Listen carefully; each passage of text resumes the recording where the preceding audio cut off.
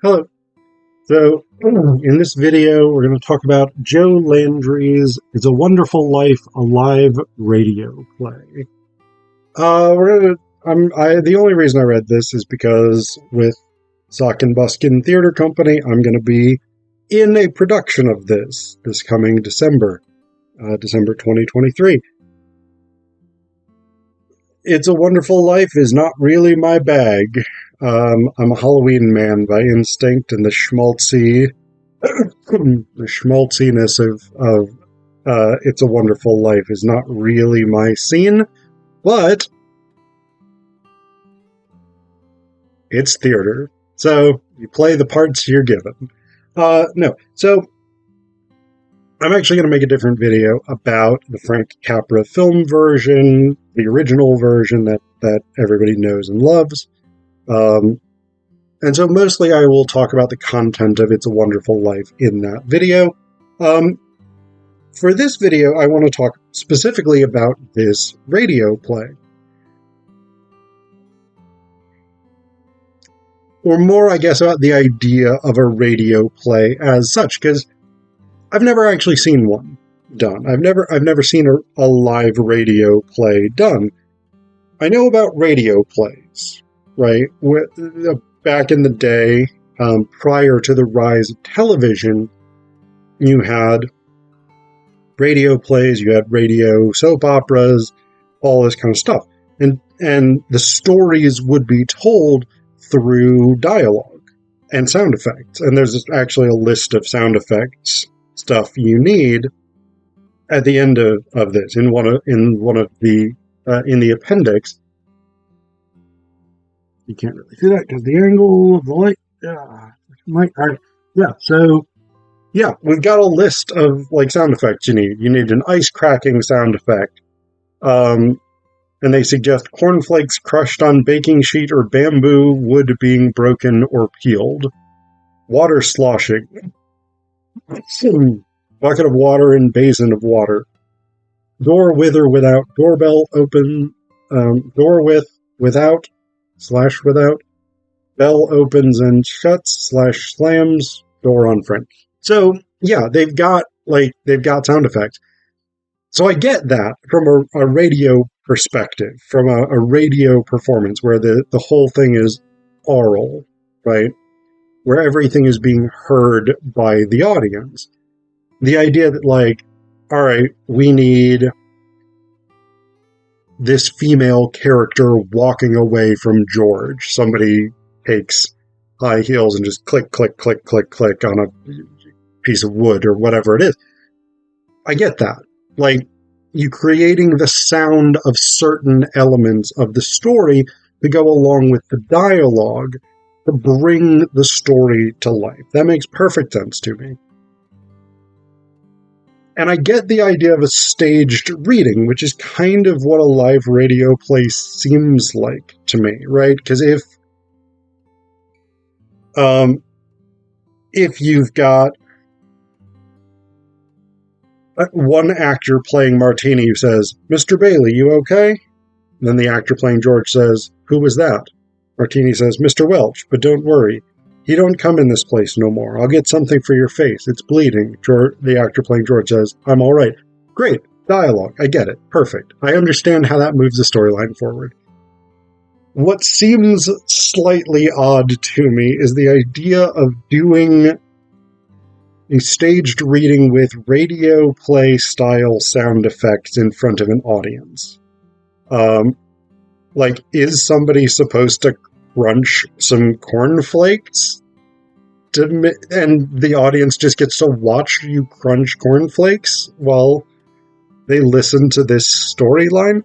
I guess. I mean, it's an interesting concept because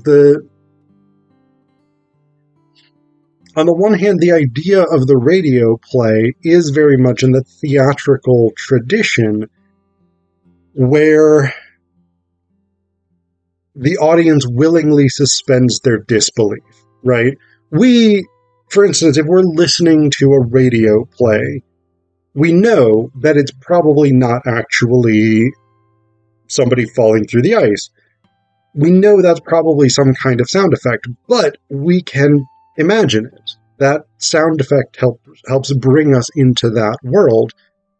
And so that works on a theatrical level, on the level of performance. It works. But when you see that, right, it's like you're peeling back the curtain to show how the sausage is made, right? You lose that element of willing suspension of disbelief. If I'm an audience member and I'm listening / watching this radio play, and I watch somebody crush some cornflake, then I know there's no way I can pretend that somebody is falling through the ice. And so I lose that willing suspension of disbelief within the story. But here's where it maybe gets really interesting. What I willingly suspend my disbelief to embrace is the idea that I'm watching a radio play. Right? So the performance, in a sense, is not of It's a Wonderful Life. We don't believe we're listening to It's a Wonderful Life. We are, of course, listening to It's a Wonderful Life because it's not a real thing in that sense. It is a fiction. Sorry, I am still getting over a cold. It is a fiction. And so we are watching it in a sense, but we don't believe it, right? We don't believe we're in Bedford Falls, New York, following the adventures of George Bailey getting taken advantage of by literally everybody in town. We don't believe that. But as audience members, we might willingly suspend our disbelief to buy that we are at WBFR Studio A in Manhattan, New York, and we're watching a production that's going out over the radio. So there's an interesting meta-theatrical switch that goes on there. We lose the possibility of willing suspension of disbelief with the main story, the thing we're ostensibly there showing audiences, telling audiences. We lose that. We give up on that. People are not going to believe that they are really seeing the events depicted in the play, right? Because they are watching the actors do these sound effects and engage in this dialogue and whatever it is. But they can willingly suspend their disbelief to think and experience themselves as sort of backstage at this radio production, to pretend that we are really doing a live radio version of It's a Wonderful Life, even though we're not. They know we're not. They know that this is a performance for them, but they can willingly suspend their disbelief and buy into that. And the frame narrative helps construct that, right? So we start out this live radio play. Stage directions say holiday music plays. We're in a radio studio. On the stage are 2 microphones and a sound effects table. Hanging above all are applause on the air and WBFR illuminated signs. At the moment, only the latter is lit. Stage manager says, "We're live in 5, 4, 3. The on the air sign lights up. Music, WBFR on bells. For notes on music, see the appendix." And then all sing WBFR in New York City. I hope I'm not going to have to sing because I'm terrible at singing. And then Freddie Fillmore, who's the announcer, says, "This is WBFR Playhouse of the Air." Applause sign flashes. Music, the theme music. "Good evening, ladies, gentlemen. Greetings from WBFR Studio A in Manhattan, New York, right here in the US of A. I'm your host, Freddie Fillmore, and it is my pleasure to bring you your favorite stories this and every week on WBFR Playhouse of the Air," etc., etc. So, again, there's clearly no attempt to convince the audience that they are actually seeing the events of It's a Wonderful Life. But the audience can be made to believe that they are actually seeing the creation of a live radio play. And so that's kind of an interesting thing.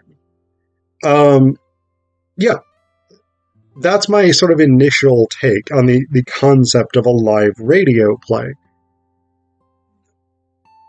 When we get to it, and when I actually am part of the show, I'll have a better sense of what exactly is going on with this genre that I've, again, never encountered before.